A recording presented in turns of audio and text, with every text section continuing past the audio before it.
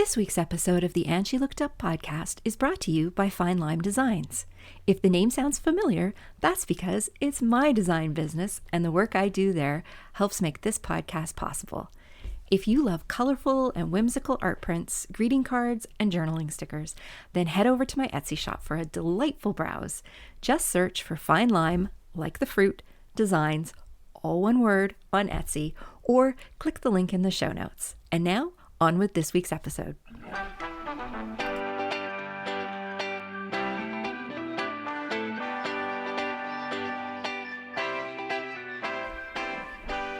Welcome to the And She Looked Up podcast. Each week, we sit down with inspiring Canadian women who create for a living. We talk about their creative journeys and their best business tips, as well as the creative and business mindset issues all creative entrepreneurs struggle with. I'm your host, Melissa Hartfield, and after leaving a 20-year career in corporate retail, I've been happily self-employed for 12 years. I'm a graphic designer, an illustrator, and a multi-six-figure-a-year entrepreneur in the digital content space. This podcast is for the artists, the makers, and the creatives who want to find a way to make a living doing what they love.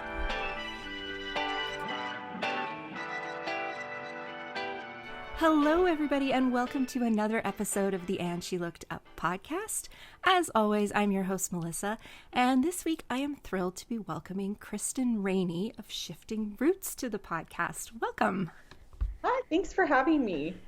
I am very excited to talk to you today. We're going to be talking about a lot of different things today, but the main thing that Kristen and I are going to be discussing is how to bring your audience or your fan base, or however you want to refer to them, along with you on your journey, and how you can actually make that part of your business model and grow a little revenue from it. So we're going to be talking about that amongst other things. But before we do that, let's get to know Kristen a little bit better. She is a former farm kid turned urban gardener who owns the popular gardening website Shifting Roots. She is obsessed with growing cut flowers and pushing the limits of what can be grown in her Zone 3B garden. She loves to grow tomatoes, but oddly enough dislikes eating them raw. She's a content entrepreneur, a gardener, and a flower farmer, and I'd even argue that she's a floral designer. And she's a wife and mom. So she does a lot of different things, and we're going to get into a little bit more of her background in just a second. But before we do that, Kristen, the one question I ask everybody who comes on the podcast is, did you identify as being creative when you were a kid? Oh, yes. There's literally no other way I could identify myself. I'm just so, is it left-brained or right-brained? That's the creative, I can't remember. I can never remember. I think it's the opposite of, like, if you're... I think it's right-brained. Yeah. Anyway, somebody can tell us, I'm Yeah, sure. I'm so right-brained, and it just flows through me. And I've always known that whatever I would do in life, I would have to be creative. And you actually... before you became an urban gardener, you were in what people would say, I think, as a classically creative field. You were a professional singer. Yes, that's correct. And you were a voice coach for several years. And so I guess one of the questions I have, well, first of all, before we dive into that, tell us a little bit about what it is you do now, and the business that you have, because you do quite a few different things. Yeah, it's just, it started out, I was actually going to be, I thought, a home design blog, kind of like Prairie Lifestyle or something. And then it sort of ended up being a gardening blog. And then I've niched down even further. So it's now like a cold climate gardening, cut flowers. So that perennials, I guess, too. And so that's sort of like the main internet part of the business. And then now I've branched out into physical flowers. So I'm a small scale flower farmer, and then I sell physical products with flowers I grow. And because sometimes I have more customers than flowers, and I also purchase from other flower farmers. And then the final thing is the new course. So I've written actually quite a few ebooks. And then I was always looking to create something for my readers of my ebooks who kind of wanted to take it to the next level. And so this year I started the Backyard Business Cut Flowers Made Simple course for flower farmers, or I guess if you were just a serious gardener and wanted to grow a better cut flower garden, you could join us too, but it is very business focused. So, yeah, that's my business. There we go. And we should just mention Kristen is actually in Saskatoon, for those of you who are wondering where she might be, that she has a Zone 3B garden. Yes. I often tell people, like, if I can do it, you can definitely do it if you Yes. would live somewhere warmer and with a longer growing season. Yes, 3B is I'm in Vancouver where we have these crazy microclimates. So we can actually have very different gardening zones depending on whereabouts in Metro Vancouver you are. But I'm in Okay. either 8A or 8B. So that is a considerable difference from a Zone 3B. Can you feel my jealousy through the computer screen? But yes, if Kristen can do it, I can do it. That's sort of how I Yeah, think about it. totally. So it's really quite remarkable what she has been able to do, particularly from the flower perspective. And we're going to dive into that in a moment. But, well, first of all, Kristen,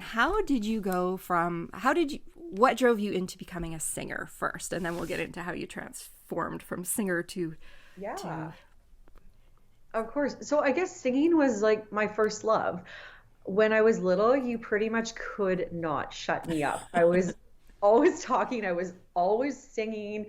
And finally, my parents were like, I think we have to put her in lessons because she just won't stop singing. And so they did. When I was 8, I first started singing lessons. And then it's what I loved, like all the time. I just could not imagine doing anything else, quite frankly. Like, when you go up through high school and stuff and they want you to pick a practical career, yes. like I could not do it. I'm like, no, I am a singer. I am going to be a singer. I'm going to teach students. And my mom made me promise when I went into music school that, like, if I couldn't make money doing music, that I would get a normal career after 5 years. I'm like, okay, mom, I'll get. And I never needed to. So So you're a classically trained singer then, are you? Or yeah. I have my bachelor's in vocal performance from the University of Saskatchewan, and then I also got a master's in vocal performance from Western. oh wow, Yeah. very great. That is quite a bit of dedication. Oh, So, yeah. okay, so you're a singer. You also taught voice, I believe, and um, now you're a gardener. So connect the Right. dots. Well, even when I was going through university, I was thinking, like, yes, I get to do this thing I love most in the world, but there's this whole other part of me that I literally don't have time. Like, I always like to draw and paint and I don't know, or obviously like arrange flowers. I didn't like gardening yet because actually as a child, I didn't like gardening at all. I think that's because my parents made me do a lot of work. I was an only child, or I am an only child. So, if you need help around the yard, there's only one person to do it, and that person is me. And my parents gave me a lot of chores, so I really didn't like it. But then as I got older, I liked to garden more, and I just felt like something was missing. And then I guess like there's sort of two main events that were the real catalyst for switching over into another career. So my dad died when I was 24.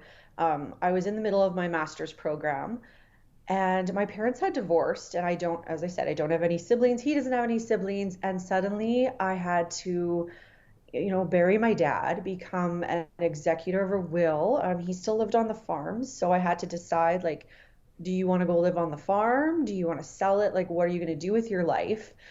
And I chose to sell the farm.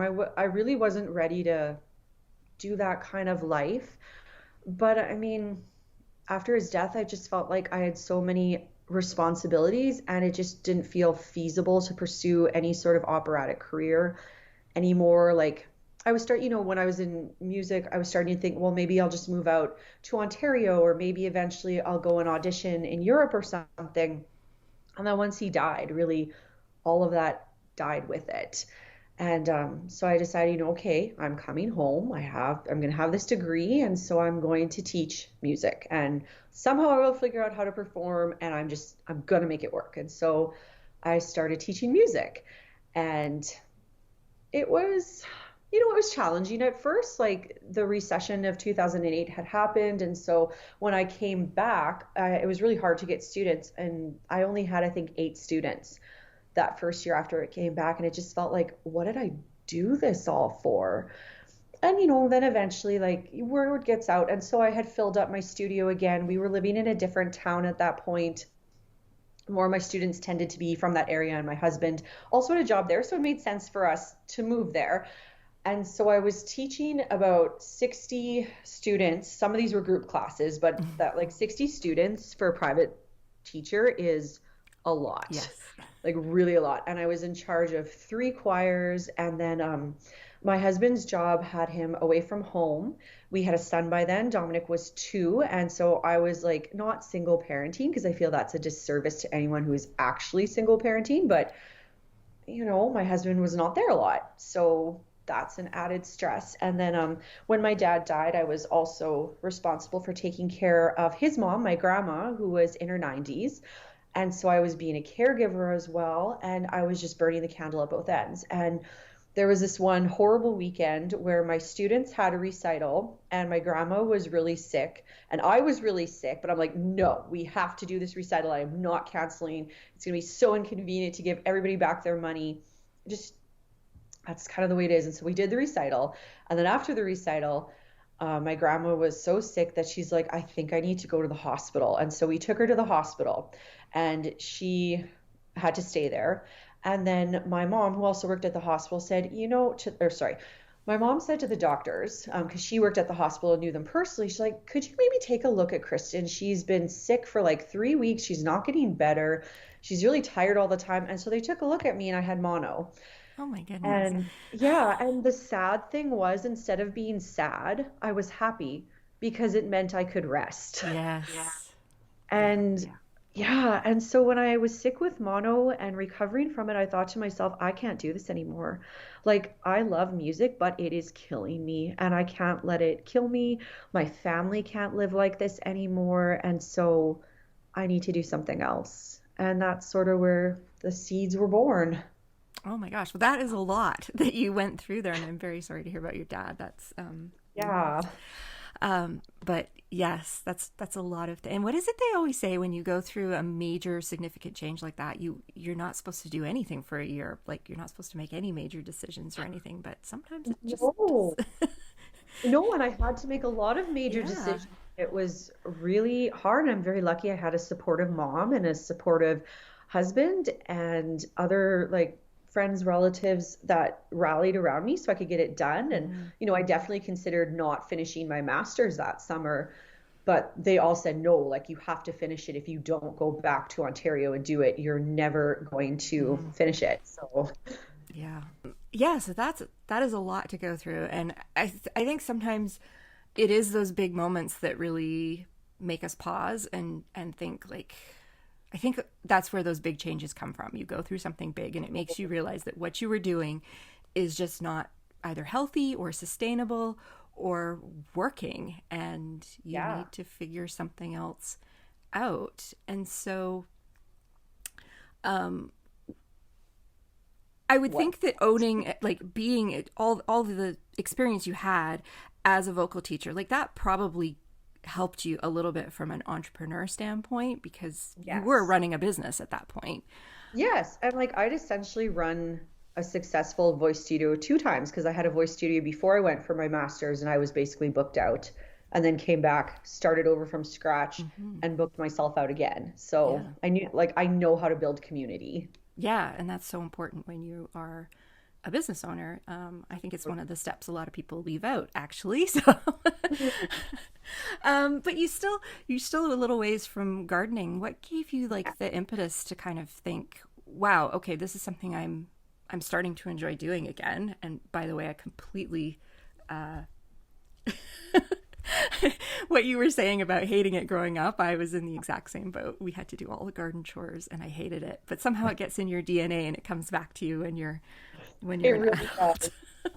Yeah. So I guess the next thing was, after mono, my husband and I started talking about like, okay, if I'm not going to be a singing teacher, what can I do? And also what makes sense to do? Because, we have a young son, you've got to pay for daycare. then if you're going to go do a career. And we thought like, okay, at minimum, I have to find something that pays me $20 an hour and I don't need to go back to school for, which I don't know is like nothing. I don't know. Do you know of such a job? So then I thought, okay, I read blogs. Um, it seems like people make a lot of money on these things. And like, I didn't think it would be easy necessarily, but I thought, okay, if I research this, if I try to go about it, whatever the right way is, because I knew nothing about blogging at this point, like zero tech, zero anything. As a musician, I pretty much only come in with the skill set of I know how to practice, I know how to fail at something until I'm good at it, and I know how to build community. Those are my three skills. I have nothing else. And, right. And so my son went through a sleep regression and you know, he would just like not fall asleep forever. So I would research blogging while I was waiting for him to fall asleep. And then I was like, okay, this is what my blog's going to be about. It's going to be about lifestyle and prairie things and home decor. We were buying a new house. So it kind of made sense. And I started writing. And I think like most new bloggers, no one's reading. And your friends and family, like, they don't like your posts. Like they like them, but they won't comment on them. They won't press the like button. I don't know why it is. It's just what happens. And it would be funny because people would phone me and say, "Oh, Kristen, I really liked your latest post." But like, could you please share it? And so this went on for a while. And then some of my music friends that had gone away also to Ontario in different programs, they were starting to move back home. And so when they moved back home, they bought their houses and then they would invite me over to show them their new place and we would get to the backyard.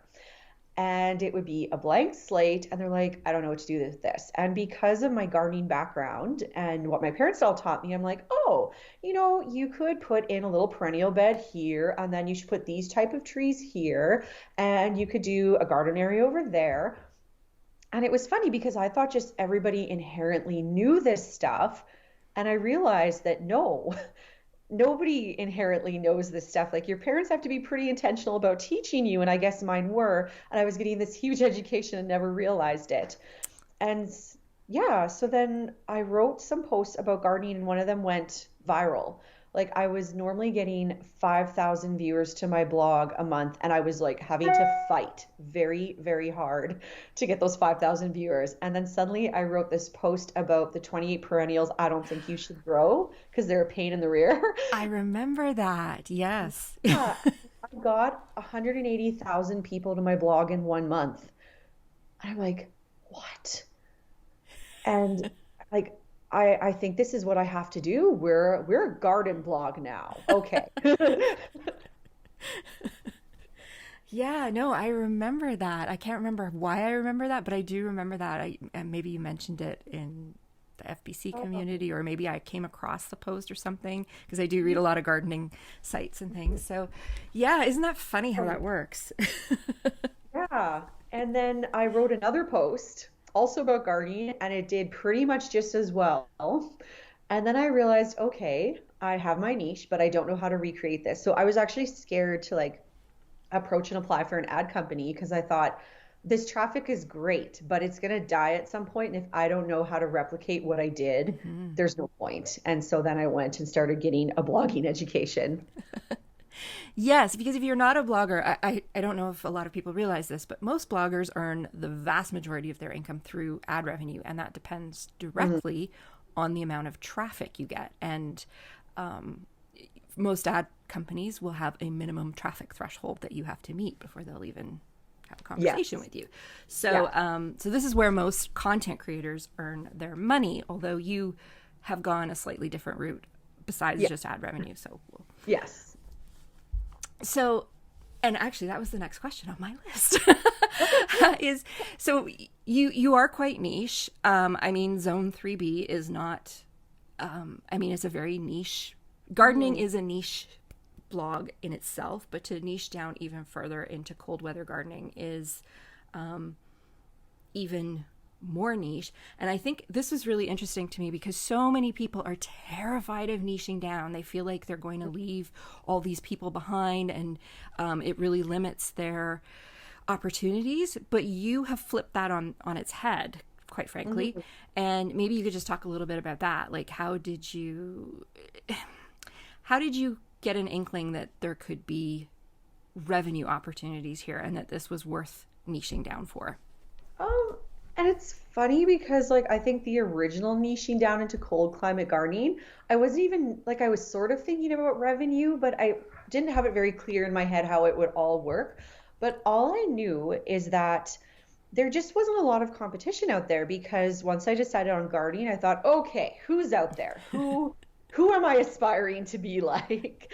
And I started researching and I realized like there was only maybe four other people talking about cold climate gardening, specifically like on the prairies. And I think three out of the four did not post regularly. So, Yeah. So a lot of people would look at that and say, well, if there's only a couple of people doing it, maybe that means there's not enough people interested in that kind of uh, content. So, no, I knew from being, so, okay, even though I hated gardening, I would still read my dad's gardening magazines in the bathroom because this was before cell phones. And I loved them and I loved the flowers and I loved the pictures and I would start imagining like, oh, I could make this garden. It would have all these things and I would read about the flowers and what the requirements for them were. And I'm like, Dad, what zone are we in? He's like, zone two. Oh, and I realized we could have nothing, like literally nothing in that magazine.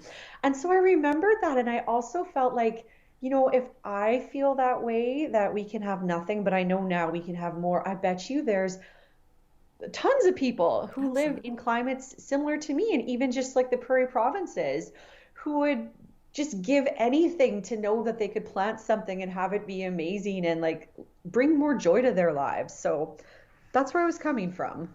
And I think that's something to take away from this, no matter what field you're in, is that if there is a question niggling in the back of your brain and you're looking for an answer to, other Yes. people out there have the same question running through the back of their brain. And if you can't find the answer to it, then they can't find the answer to it either. Mhm. And that's an opportunity. And I think a lot of people overlook that. So Totally. you And like you that, embraced it. that is what my whole blog base is built on, is answering those questions for cold climate gardeners that nobody else is talking about. Yeah. And And also doing it like in an accessible way because depending on which gardening blogs or magazines or whatever you're reading about, it's often very technical and mhm. very dry reading. And I'm not going to name names of any books, but there have definitely been gardening books I've read. I'm like, this is so boring.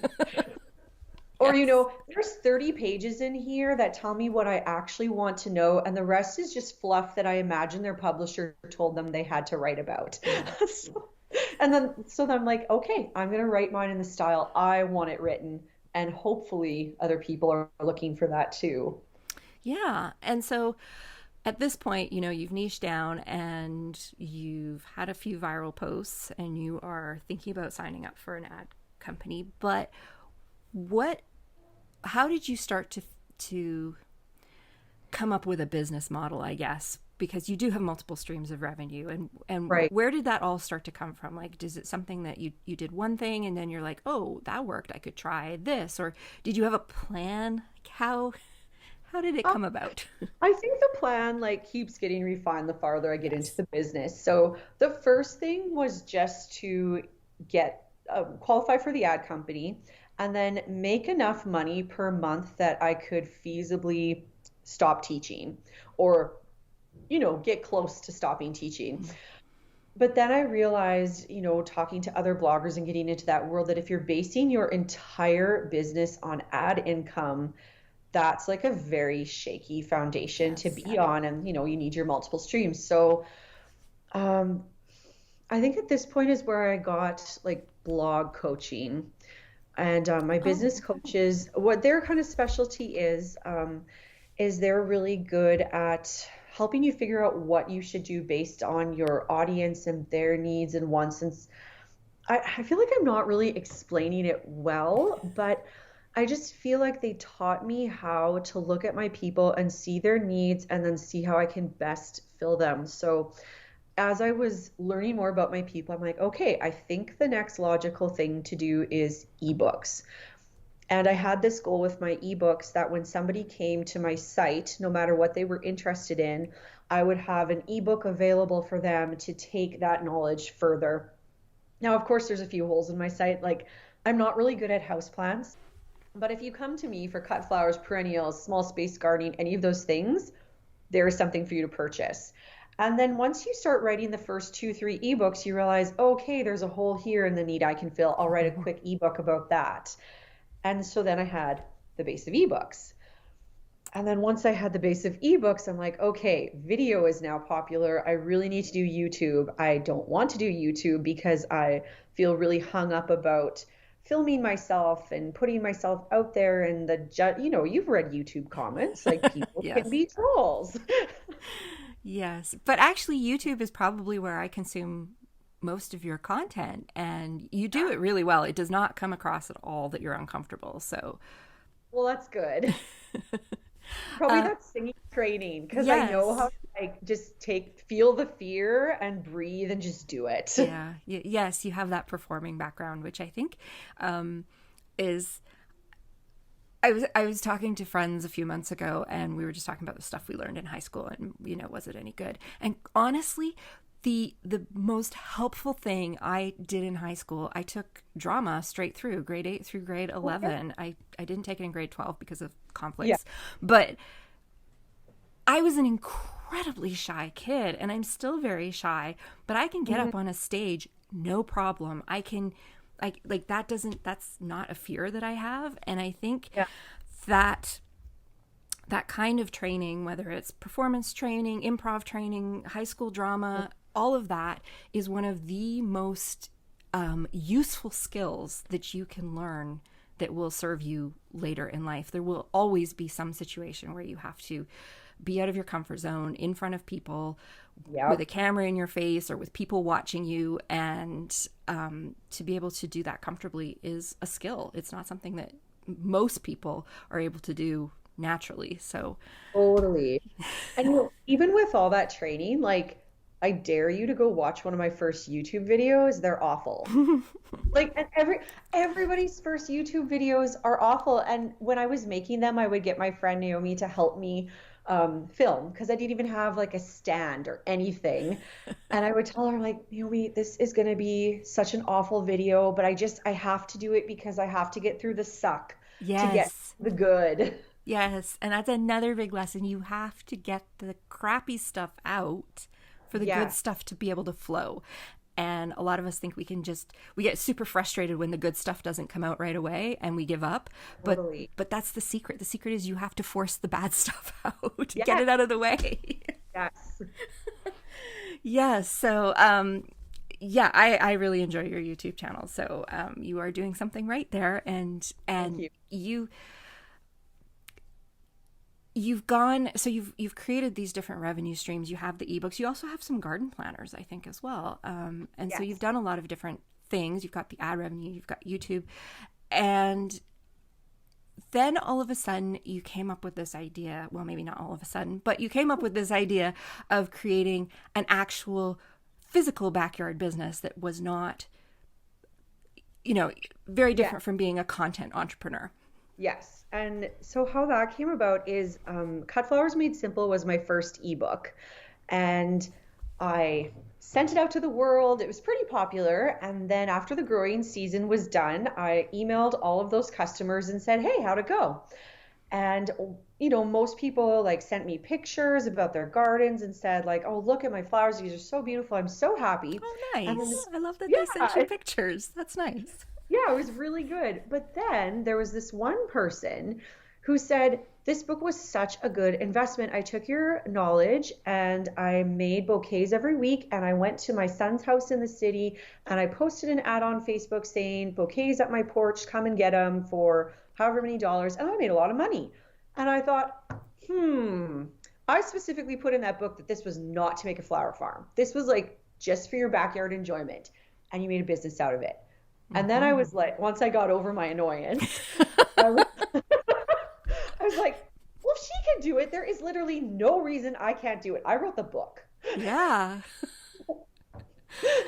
So it Like took a maybe out of pettiness, or I don't know.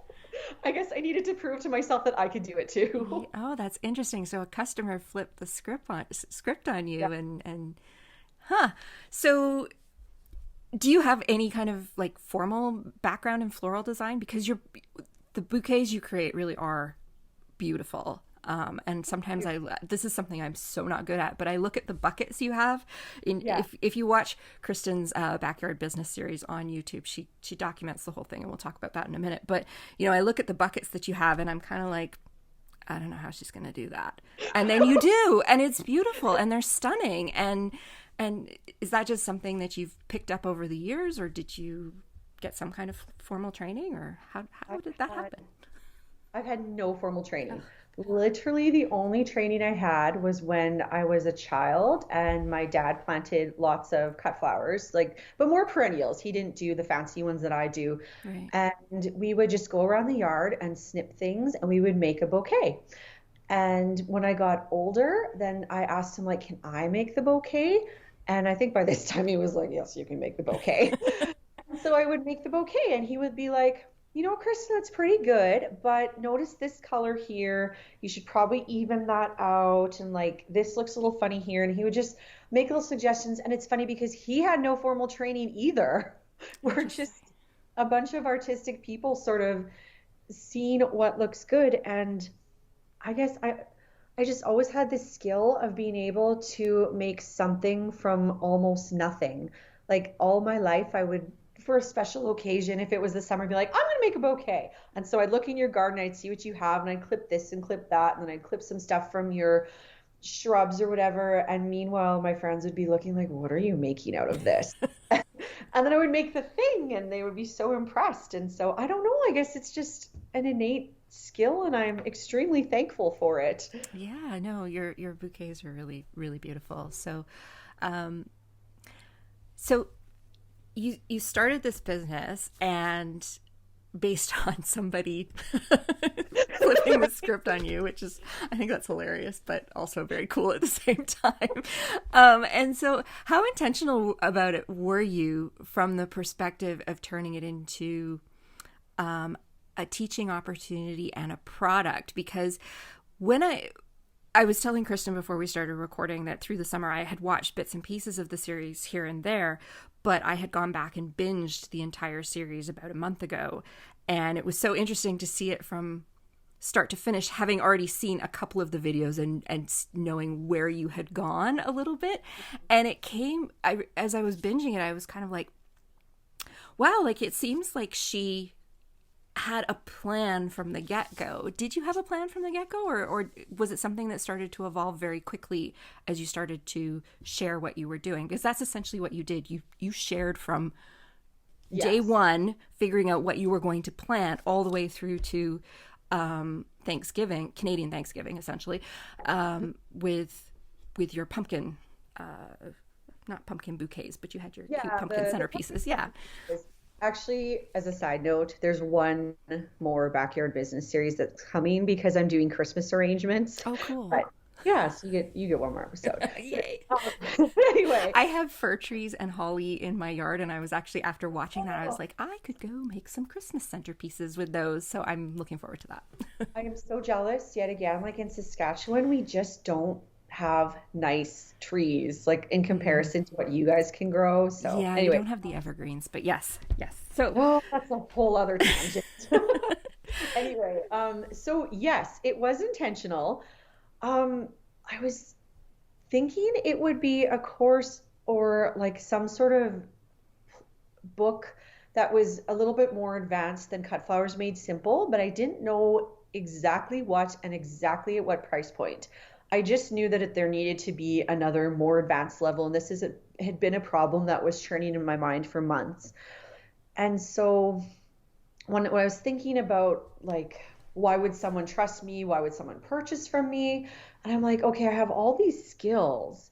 I know I can do this. I know I can lead other people through it, but I don't think I'll have any credibility unless I actually show them how I can sell and how I can build this business because I'm not Florette.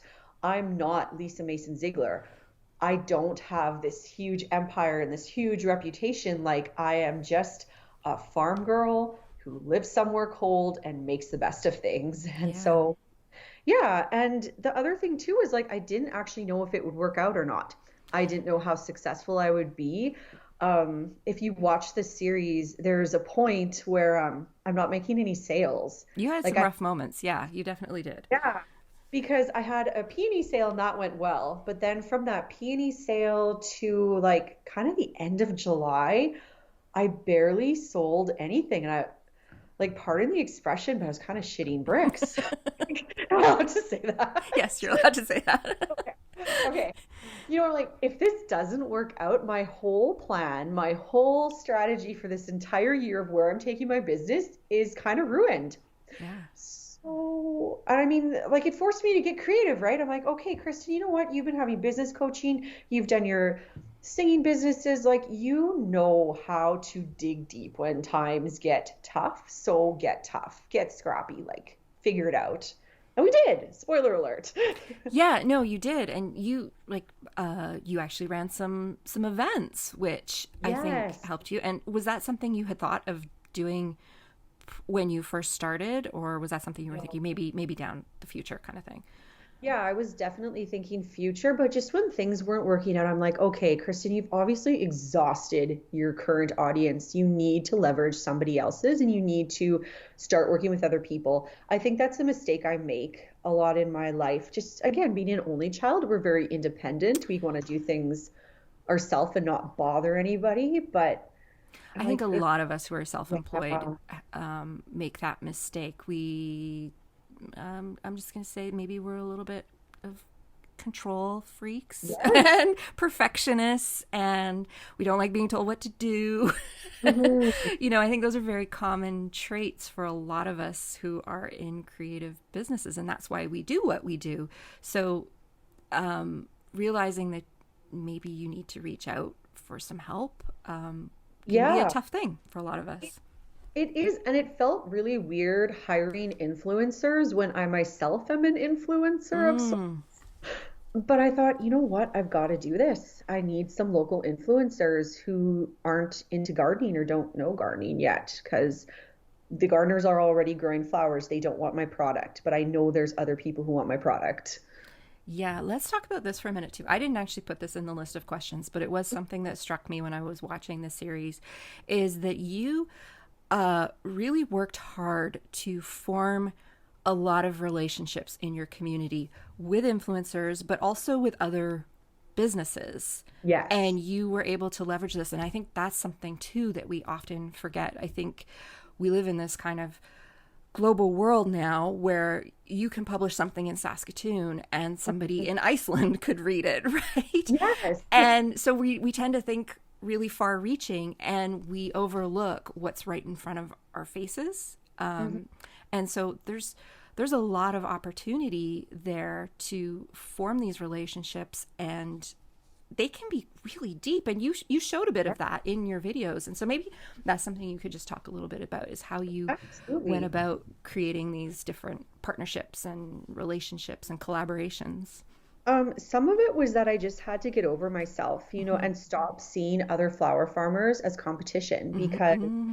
Yes. within Saskatoon, there's at least 10 of us. And I think I know of at least two or three more who are thinking about it and sort of coming up as well. So let's just say, for argument's sake, there's 15 other flower farmers. Right. Now, I could sit and hunker down in my corner and think, like, oh, they're my competition. I can't talk to them. And actually, that was a very music mindset I had in voice competitions and stuff. And I didn't want to live that way anymore. So I thought, you know what? I'm just going to talk to them.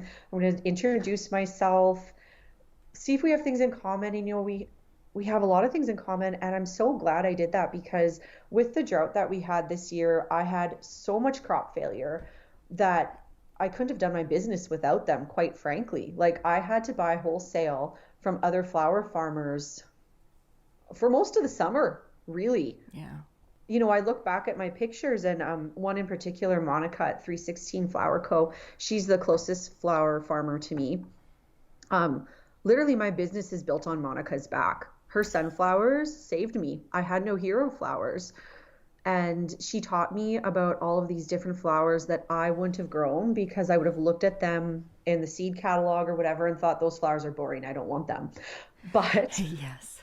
she showed me them. She gave me a pail and was like, Kristen, just try it. If you don't use it, you don't have to pay me. And I would use it. I'm like, oh, this is the best thing ever. And, if I wouldn't have had those relationships, my business wouldn't be stronger. And then on the flip side, I'm helping her because I'm one of her better customers. And I also promote her business and it helps her get more customers. And her way of flower farming is totally different than mine. Like her business model, she wants to do like wholesale and selling to florists. I have zero interest in that. I just want to design. Right. So it's a really good relationship.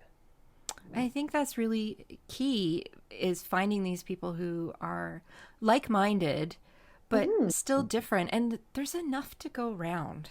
Yes. Like we have to get away from this mindset that we're going to run out. Oh, and people come to you for different reasons. There's another flower farmer who does events, and her acreage is gorgeous. Like you go there because you want to pick flowers and look at this gorgeous acreage and have a great time with your friends. People are not going to come to me for that. They're coming to me because they like my designs. I have a very unique style of how I put flowers together. And so they come to me for that. And I know that. And it's just like live in your strengths and be comfortable with them. Yeah, absolutely. How did you find an influencer to work with? Because this is a question that comes up all the time. How do you find influencers? How do you know who to work with? How do you, there's influencer always has those quotation marks around it. A lot of people think it's not a real job, or it's just people out for free stuff and all that. And so they're very skeptical of the whole thing. But if you choose the right influencers to work with, they can be a really valued business partner. 100%. So I follow a lot of Saskatoon. Most of them tend to be moms and teachers influencers. I don't know if that's in other communities, but it just seems like most of our influencers here are moms and teachers. And the two that I used really struck me, not necessarily because of their numbers, but because of how genuine they seemed with their audience and the type of promotions they were doing with other businesses. Of course, they had like Canadian-wide promotions for some things, but I just noticed that they were promoting lots of local, small Saskatoon businesses. And I thought, you know what, that's who I want to go with because my customers are here. They're not everywhere else. And I also knew from doing some influencer work myself that it doesn't always work out the first time. Like you have to be able to invest in somebody a little bit and, just give things time to work. Yes. Because, like my first influencer, when she got the free bouquet and stuff, she, did her end of the deal, but I didn't get any immediate new business out of it. But that was okay because through my relationship with her, that's actually how that first class came about. And I did make money on that. And then it led to doing another class. So, like the point, it's not always point A to point B. It's like point A.5 and A.6. Yeah, I think that's a really important thing to recognize is that when you do work with an influencer, it is a relationship. It's not one and done. And if you approach it that way, it's probably not going to work for you. No. But if you look at it from a longer term perspective and have good communication with the people you're working with, it can really work well. Yeah, and so you wound up doing a couple of events, which looked like they were really fun. It was basically you were teaching people how to make their own bouquets. Yes. Yeah. So, and that was also interesting because probably if this had been the previous year, you wouldn't have even been able to do that. So, No. so this is one of the things. It's an interesting business because it is very. It's a business that's based on weather, and weather is. I live in BC. Our weather has been ridiculous this year. So, Yes, totally. Oh, I feel so bad for you guys. so yeah, there's a lot of question marks there, but you have been able to pivot in all the right places, basically, and make something out of nothing, which I think is something a lot of people would have given up, but you just figured out a way to, okay, this didn't work. Let's try something else. I also think my mindset was a little bit different just because I knew I had the backup income from the ads and from the Yes. ebooks. And whenever I would do something different or spend extra money or something didn't work out quite the way I had hoped, I'd always think, you know what?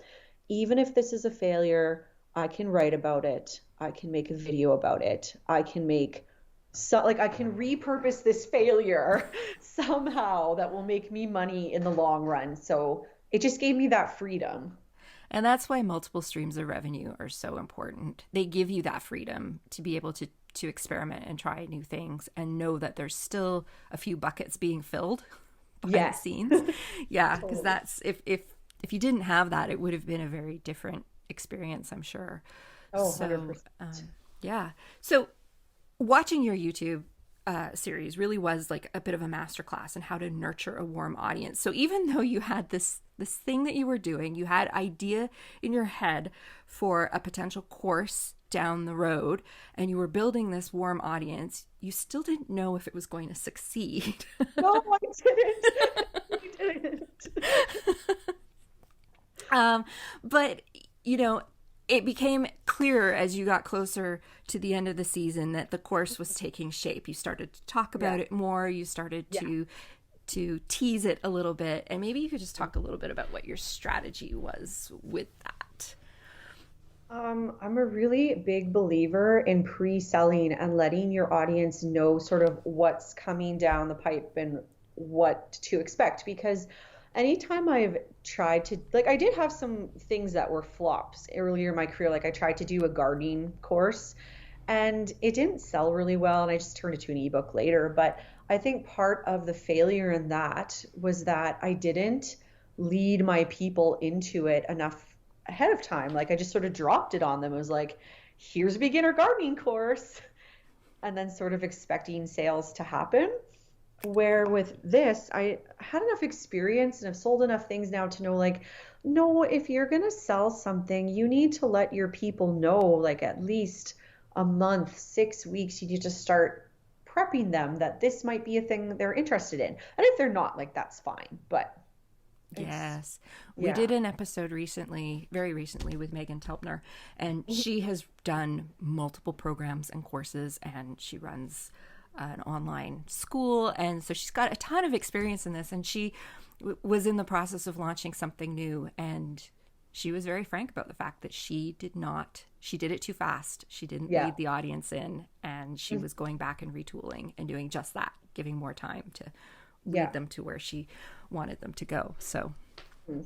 yeah, there's you, you you need to, it's one thing to I actually design ebooks for a lot of bloggers, and it's one thing to sit there and go, I have 20,000 people on my email list.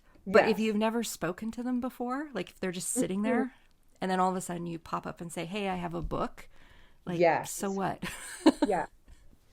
So you wanted to lead people to this program, Mhm. and I have to ask you because this is something that also comes up a lot. Did you have any worries at any point that teaching what you know would cannibalize your business?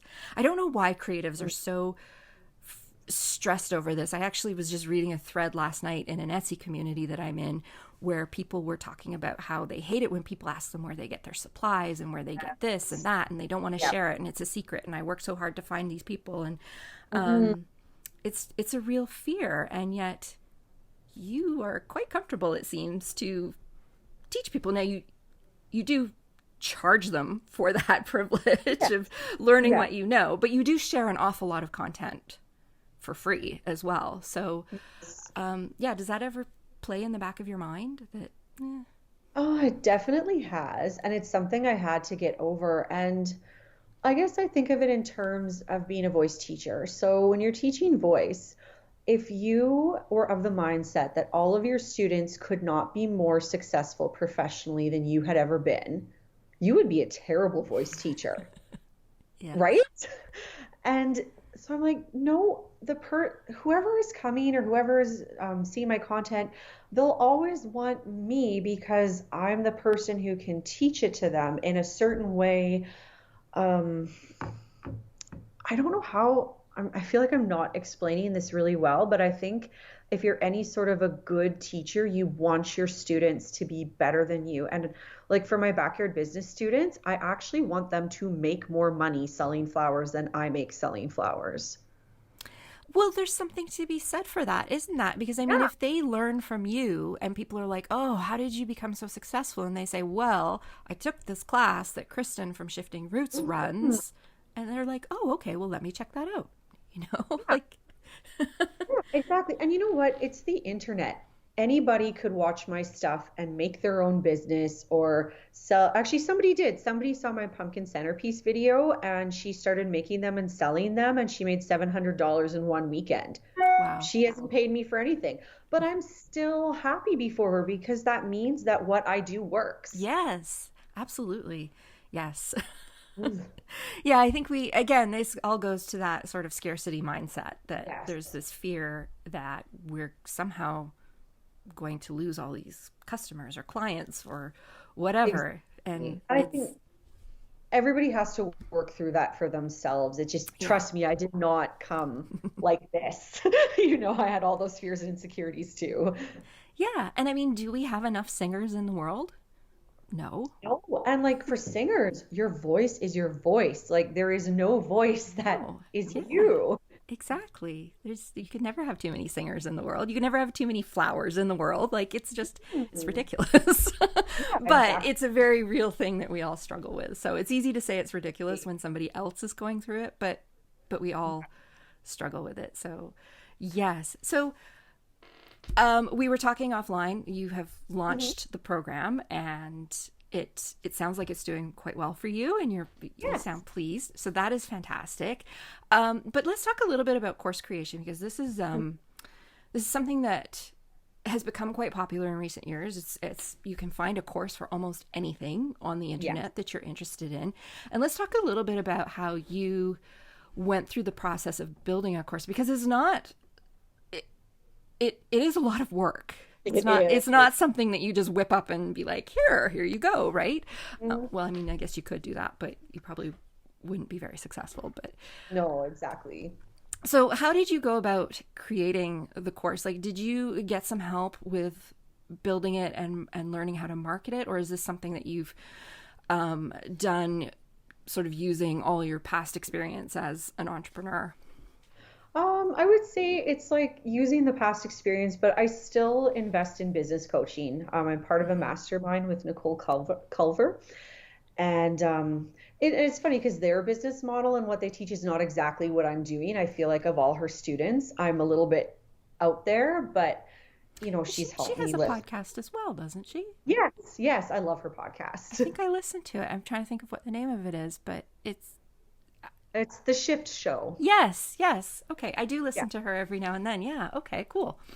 Yeah, so like as I was working out this idea, I did have Nicole and Dan and like the other members of the mastermind just sort of bounce things off of and get through those mind blocks. But like when it comes to the physical making of the course, I decided I was going to sell my course before it was fully finished. And like one, you want to get paid for making your course, and two, you want to make sure that you're making a course that's actually useful and what the people need, not just what you think they need.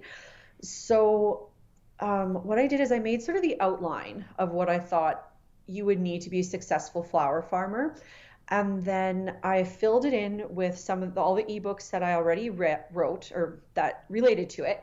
And so the students got those. And then I made up sort of a business basics thing. So in this business basics ebook, I wrote basically everything that we would be discussing in the course, but it was just sort of like a summary so that they had something to get started with. And then as this year progresses, I just keep making those things, flushing them out, recording videos that explain everything fuller. And we also have a private Facebook group. So I have this so that I can ask when I've sort of finished what I want to make them, like, hey, what are you struggling with? Do you feel like this video explained everything?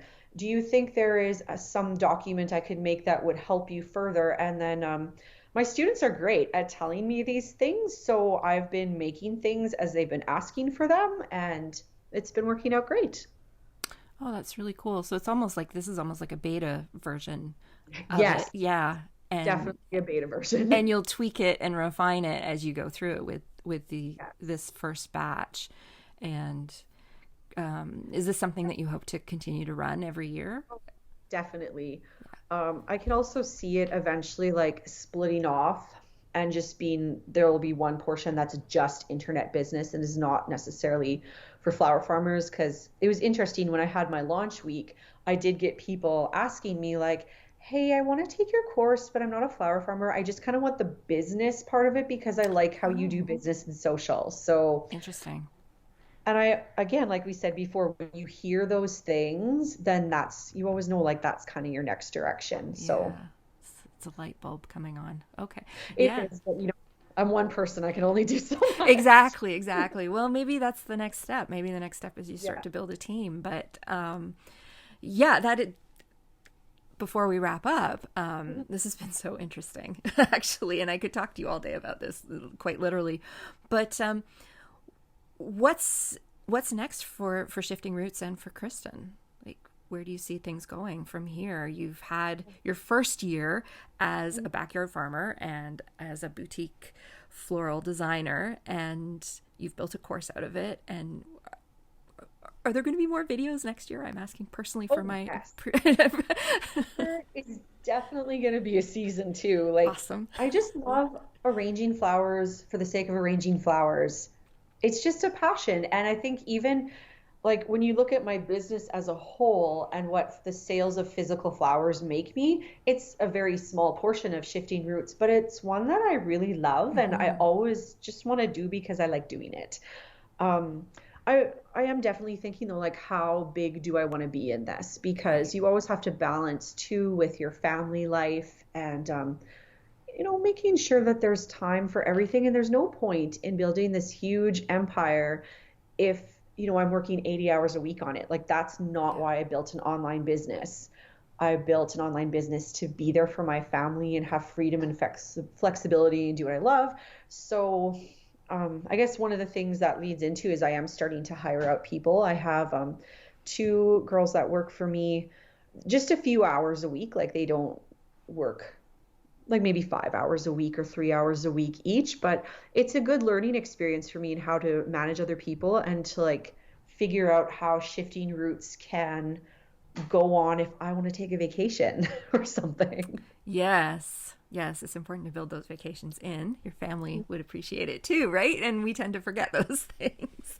Yes, But if we can't vacation during summer because I need to garden. right. But So you have to rethink how vacations happen. But yeah, it's amazing how hiring somebody, even for an hour or two a week, can really lift things off your shoulders, particularly if it's something you don't enjoy doing. Like, hmm yeah, that can make a huge difference. And I think people tend to get a little caught up in, oh, I can't give people enough hours, or I'm not going to hire anyone. But you can find people out there who are quite happy to do 1 or 2 hours a week for you of like a something. university student. Yeah. Yep. Yep. One's a university student and one is also a voice teacher. Oh, And neat. so, yeah, and so she has time during the day when Yeah. she's not teaching, so it works out pretty well. Yeah, that's awesome. And you also mentioned that you are going to be doing some Christmas videos for the Backyard Yeah. Business series. So that's interesting. I'll be excited to see that. Yeah, and you've still got the blog. And is that still continuing? Is that something you're going to continue on with and keep? Yes. Okay. Yeah, it definitely is. But that's also one of the things that I'm hiring out is for someone to consistently write for me because Awesome. in building, like writing all these ebooks, making the course and focusing on YouTube and building my audience there, the blog has really suffered. I think I wrote, I don't know, 10 posts, maybe. Right. It's more like 8 this year, which is not good. So I'm going to be training one of my staff to write those posts, and then and then I'll still write posts, but at least then if I'm busy doing something else, it's okay. Like posts Yeah. are still being written in the Shifting Roots style. I'm teaching her like what are our company values, how do we write, how do I sound, and we'll figure it out. Yeah. Definitely. If you can take a few of those things off your shoulders, it just gives more space in your brain to be able to do other things and focus. Totally. Yeah, it's because you do a lot. So that's really exciting. And if you are curious about what Kristen has done over the last year, I absolutely recommend that you check out her YouTube channel, which is also, I believe, called Shifting Roots. Yes. Where she doesn't just document this. There's lots of other gardening videos on there. If you're in a zone 3 or a cool climate gardening area, check them out. She's got lots of videos there to help you out. But the backyard series is an actual series, and she has a playlist for it. And we'll link to all of this in the show notes so you can go check it out. But it was really fun to watch. You have a great visual style. It's very bright and colorful, which I love. So it's very easy to watch. And you get to see the highs and the lows. Yeah. Where else can people find you online, Kristen? You can find me on Instagram. That's probably where I hang out the most. Facebook, Pinterest. Do we count Pinterest? Sometimes, some days not so much. Yeah, I don't know. And I am on TikTok, but I'm not very consistent about TikTok. But 2022, that is one of my goals. You can also head over to Kristen's website, shiftingroots.com. She has a freebie on how to create a raised bed cut flower garden plan, if that's something that you're interested in, if you love flowers. And she has a whole ton of ebooks on all kinds of different subjects. She has garden planners. She has lots of great stuff, lots of great information. And of course, we will link to the backyard business course in the show notes, but you can find that on her website as well. I think, did we get it all? Yes. Awesome. I know there's so much. There's a lot of different things there, but definitely worth checking out, especially if you're an avid gardener, which I certainly am. And so I've really enjoyed following Kristen's journey to this point. Thank you so much for being here. This was a really fun chat. It was great to get to chat with you a little bit. Yeah, thank you so much. I mean, it's always like an extra pleasure when the owner of a podcast you listen to regularly asks you to be on it. So yes, we had a moment of great minds thinking alike. I had finished binging Kristen's series on YouTube, and I thought she has to be on the podcast. And I emailed her, and she replied and said I had just been thinking about pitching you. So it was kind of funny that worked out that way. So I really appreciate you being here. And that's it for this week, everyone. I will be back next week with another brand new episode. You'll be able to find all the information we talked about today in the show notes for the episode at andshelookedup.com. And we will see you all next week. Thanks for listening. Thank you so much for joining us for the And She Looked Up Creative Hour. If you're looking for links or resources mentioned in this episode, you can find detailed show notes on our website at andshelookedup.com. While you're there, be sure to sign up for our newsletter for more business tips, profiles of inspiring Canadian creative women, and so much more. If you enjoyed this episode, please be sure to subscribe to the show via your podcast app of choice so you never miss an episode. We always love to hear from you, so we'd love it if you'd leave us a review through iTunes or Apple Podcasts. Drop us a note via our website at andshelookedup.com or come say hi on Instagram at andshelookedup. Thanks for listening, and we'll see you next week.